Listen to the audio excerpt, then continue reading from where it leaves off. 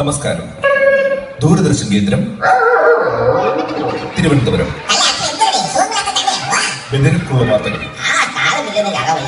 വായിക്കുന്നത് കാലടി ഗോപി. ഇന്ത്യൻ പ്രധാനമന്ത്രി doctor Manmohan Singh Italian നാവികരെ മടക്കി അയക്കണമെന്ന് ഇറ്റലിയോട് ആവശ്യപ്പെട്ടു. സുപ്രസിദ്ധ സിനിമാ താരം ഷക്കീലയെ ആരോ തട്ടിക്കൊണ്ടുപോയി. ഹനുമാൻ കുന്നിൽ ഇന്നലെ 3 വട്ടം അതിശക്തിയായി കാറ്റടിച്ചു.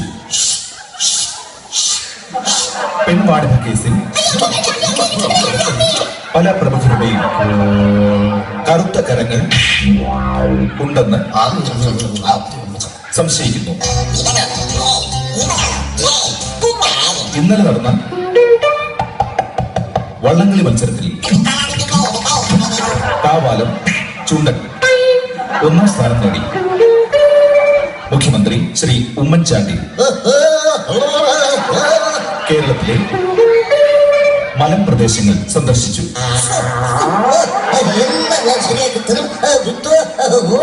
ഇന്ത്യയിൽ ഉണ്ടാക്കിയ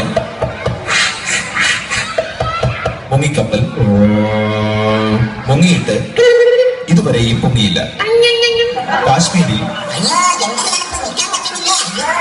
ഭൂഗർഭം, ഛർദി, വയറിളക്കം എന്നിവ പടർന്നു പിടിച്ചു. ചട്ടമ്പി സ്വാമികളുടെ സമാധി ദിനത്തോടനുബന്ധിച്ച് എല്ലാ സർക്കാർ സ്ഥാപനങ്ങൾക്കും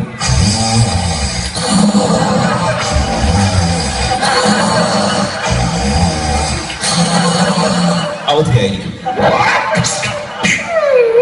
കേരള നിയമസഭയിൽ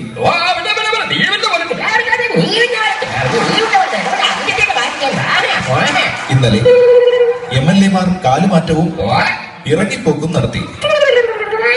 നിയമസഭാ ചീഫ് വിപ്പ് PC ജോർജ് കേരളീയർക്ക് വിഷു ആശംസകൾ നേർന്നു. കേരളത്തിലെ എല്ലാവർക്കും എന്റെ ആശംസകൾ. ഇവിടെ സർക്കാർ എല്ലാം എല്ലാവരുടെയും കൈ കാണണമെങ്കിൽ ഇദ്ദേഹത്തിന്റെ ഈ പദപ്രയോഗങ്ങൾ ന്യൂ ജനറേഷൻ സിനിമയായി പുറത്തുവരും. ഇന്നലെ കണ്ണൂരിൽ വെച്ച് നടന്ന ബാസ്കറ്റ്ബോൾ മത്സരം മന്ത്രി TPK ബാവ ഉദ്ഘാടനം ചെയ്തു.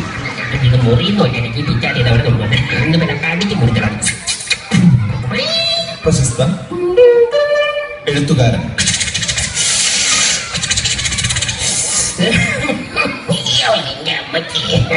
നെഞ്ചത്തടി ഗോപി തൂങ്ങി മരിച്ചു. ബോളിവുഡ് സൂപ്പർ സ്റ്റാർ ഷാരൂഖ് ഖാൻ, പ്രശസ്ത പിന്നണി ഗായിക റീമി ടോമിയെ സ്റ്റേജിൽ വെച്ച് എടുത്തുപൊക്കി. ഇനിയൊരിക്കലും ഗായികമാരെ പൊക്കില്ലെന്ന് ഷാരൂഖ് ഖാൻ പ്രതിജ്ഞ ചെയ്തു.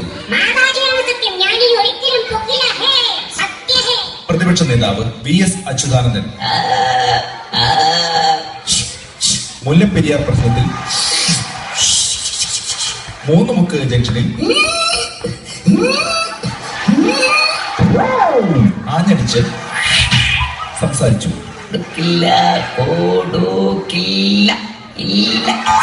പഞ്ചാബിൽ